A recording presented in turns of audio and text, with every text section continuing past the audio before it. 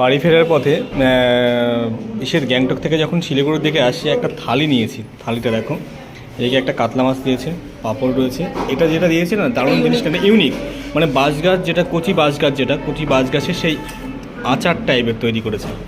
Rice দিয়েছে, এখানে আলুর একটা তরকারি, এখানে চাটনি, আলু ভাজা, ডাল, পাঁপড়, টোটাল মিলে টোটাল প্লেটটা দেখো। এখানে লঙ্কা রয়েছে, পেঁয়াজ রয়েছে, টোটাল দুটো থালি নিয়েছি আমরা। দুটো থালি নিয়েছে। দিদি কত নিয়েছে জানো? 220, 220 এত খাবার দিয়েছে।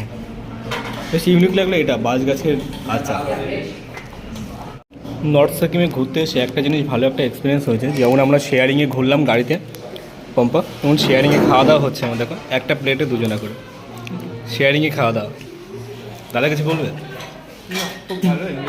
না? খাবারগুলো অরিজিনালি দারুণ করেছে কিন্তু। অক্সিজেন কিছু বলবে? অক্সিজেন খাওয়ার সময় কথা বলতে নেই। দেখো আমার ভাতের অংশটুকু না আলাদা করে দিয়ে নিজে অল্প করে খাচ্ছে। মাছটার সাইজটা কোনো জড়, মানে যথেষ্ট বড়। কিছু বলবে? আমি কি বলবো, আমি তো তোমাদের সব কিছুই বলে দিই। ঠিক আছে, এখানে খাবারের জিনিস এতটাই কস্টলি, মানে দাম, মানে শেয়ারিং করে নিতে হচ্ছে। কোয়ান্টিটিটা অনেকটাই দিয়েছে। শেয়ারিং করে খাওয়ার জন্যই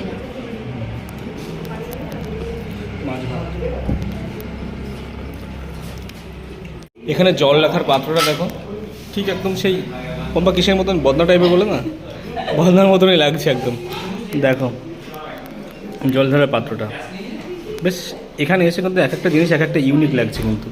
যাই বল, কিনে রাখবো তোমার জন্য বাড়িতে। ধরো তোমাকে যদি তোমার বার্থডেতে আমি একটা জিনিস গিফট করি জল খাওয়ার জন্য, মানে একটা জিনিস কী বলতো, যে পরিবেশে সেই জিনিসটা ভালো লাগে সেটাই কিন্তু ভালো লাগবে। আমাদের বাড়িতে ওখানে পরিবেশ ভালো লাগবে না, এটা পরিবেশের সঙ্গে অ্যাডজাস্টমেন্ট, এটা এই জিনিসটা। থালায় জল দিয়ে দাও, শুকিয়ে যাবে। জল দাও একটু। ঠিক আছে, খাওয়া দাওয়া কমপ্লিট। সামান্য কিছু শেয়ার করলাম তোমাদের সঙ্গে খাবারটা। কাঁসার থালায় খেতে দিয়েছি। ওর কাঁসার থালায়, ওর না, দারুণ।